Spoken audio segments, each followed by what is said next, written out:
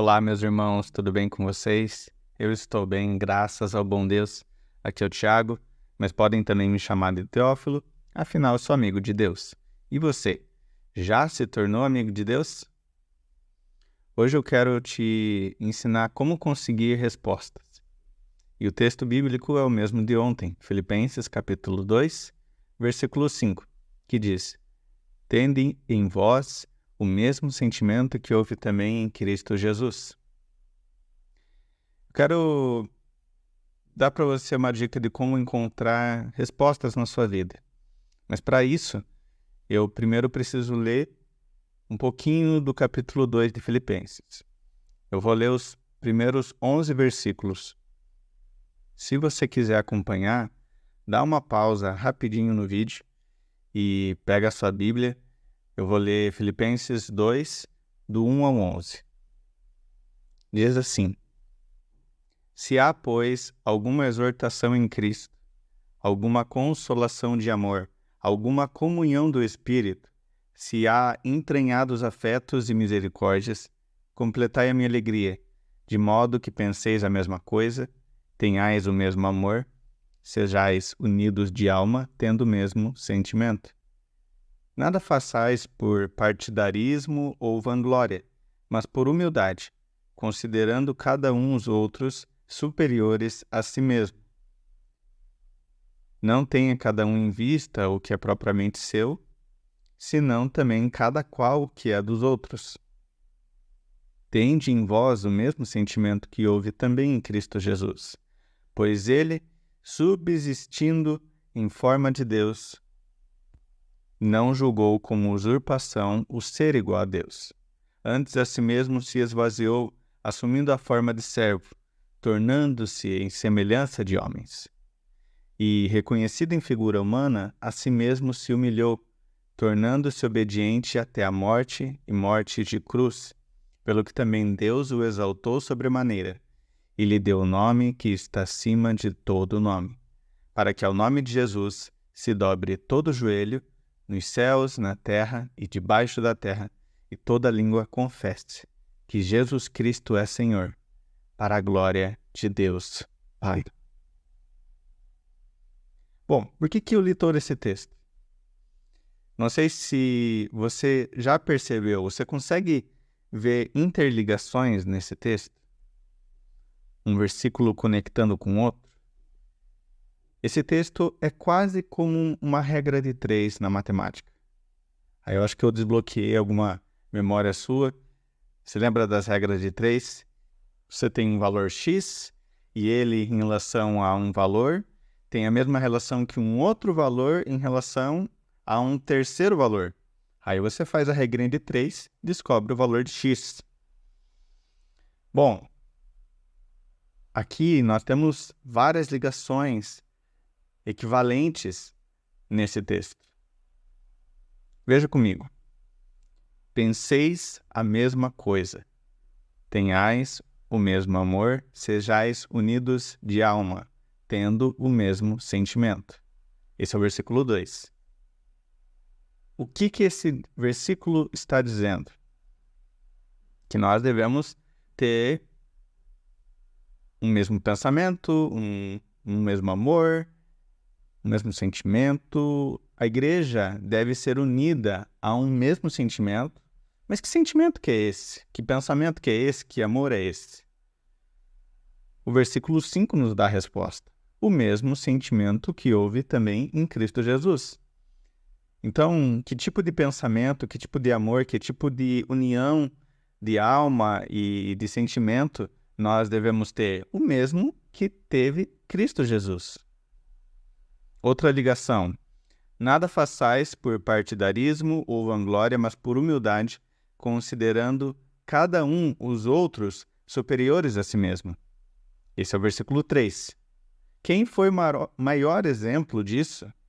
Foi o próprio Senhor Jesus, que, subsistindo em forma de Deus, não julgou como usurpação o ser igual a Deus, antes a si mesmo se esvaziou, assumindo a forma de servo, tornando-se em semelhança de homens, e reconhecido em figura humana, a si mesmo se humilhou. Dos versículos 6 à primeira parte do versículo 8.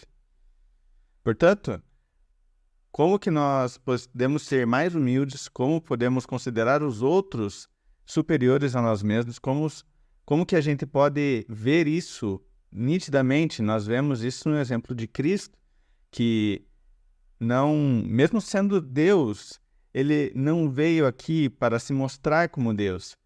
Ele, apesar de sim, ele também ter como propósito revelar o próprio Deus, mas ele não veio aqui para se exaltar, mas ele se esvaziou, ele se humilhou, ele se entregou sendo servo, em forma de servo. Ele se entregou, ele se humilhou. Aqui nós vemos o exemplo de como nós podemos não fazer nada por partidarismo ou vanglória, mas por humildade, considerando os outros superiores. Outra ligação que temos nesse texto. O versículo 4 diz: não tenha cada um em vista o que é propriamente seu, senão também cada qual o que é dos outros. Por que nós faríamos isso? Faremos isso porque Jesus nos deu exemplo, e ele foi obediente até a morte e morte de cruz, isso em nosso lugar. Jesus andou e ensinou e falou, não visando a sua própria exaltação. Jesus não é um soberbo que fica só olhando para si mesmo, não. Ele foi obediente até a morte, e morte de cruz. No Calvário, Jesus estava pensando em mim, estava pensando em você. Ele sofreu por nós. E assim como ele foi exemplo, nós também devemos seguir esse exemplo e não fazer as coisas simplesmente visando um lucro próprio, mas visando o benefício e a bênção de outros, assim como Jesus fez. Claro que nós o exaltamos, e sim, Jesus é Deus, e o próprio Deus não é soberbo em buscar a própria glória, porque ele é soberano, e ele é excelso, não tem ninguém acima dele. Então, se algo deve ser exaltado, se alguém deve ser exaltado, é o próprio Deus. O que esse texto está nos dizendo, que ele foi obediente e morreu em nosso lugar. Ele se entregou por nós. E assim como Jesus, nós também devemos ser obedientes e, às vezes, sofrer, sim, para beneficiar outras pessoas.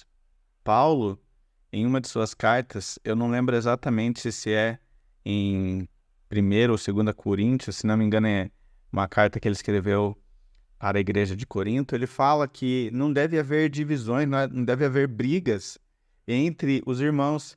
E só o fato de ter briga já é descrédito, já é algo vergonhoso. Antes, a gente deve sofrer a perda. Ou seja, é melhor que você perca às vezes alguma coisa, perca o seu direito, perca algum bem e não cause divisão na igreja. Mas as pessoas ali estavam sendo egoístas e elas não queriam perder. Jesus se entregou, ele entregou a própria vida por nós. E assim nós devemos também fazer. Devemos viver a nossa vida de forma a abençoar o nosso próximo. E o texto continua dando o exemplo sobre a relação entre a humildade e a honra, pois Jesus a si mesmo se humilhou, mas Deus o exaltou sobremaneira, ele deu o nome que está acima de todo nome, para que ao nome de Jesus se dobre todo o joelho nos céus, na terra e debaixo da terra, e toda língua confesse que Jesus Cristo é Senhor, para a glória de Deus Pai. Aqueles que se exaltam serão humilhados. Aqueles que buscam a própria glória não encontrarão nada.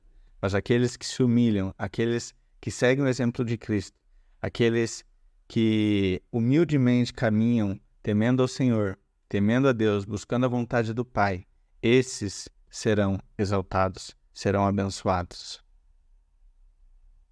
E a dica de como encontrar resposta A resposta está na vida de Jesus.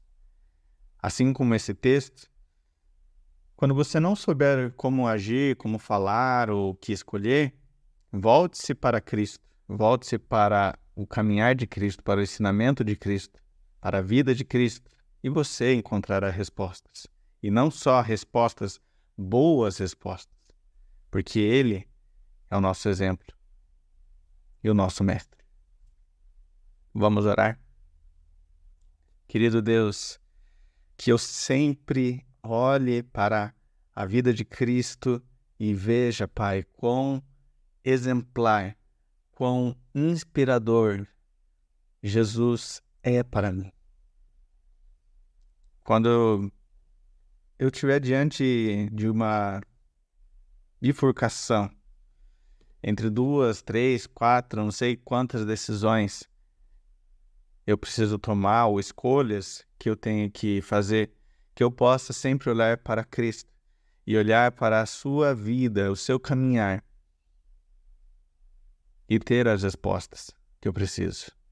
Às vezes a resposta não é tão fácil, às vezes a resposta não é tão clara, mas eu oro, Pai, para que eu olhe para Cristo e encontre nele a minha resposta. Ele sempre é a minha resposta. Me ajuda nisso, Pai. Assim como esse texto fala que nós devemos nos inspirar no Senhor, que eu também possa olhar para Jesus e encontrar aquilo que eu procuro, que eu possa olhar para Jesus e ver aquilo que eu busco ver, que eu encontre a resposta, Pai, para os meus questionamentos, para as minhas dúvidas, de como viver, de como falar, de o que fazer. Me ajuda, Pai. Assim eu oro em nome de Jesus. Amém. Alegre-se sempre no Senhor. Que Deus lhe abençoe.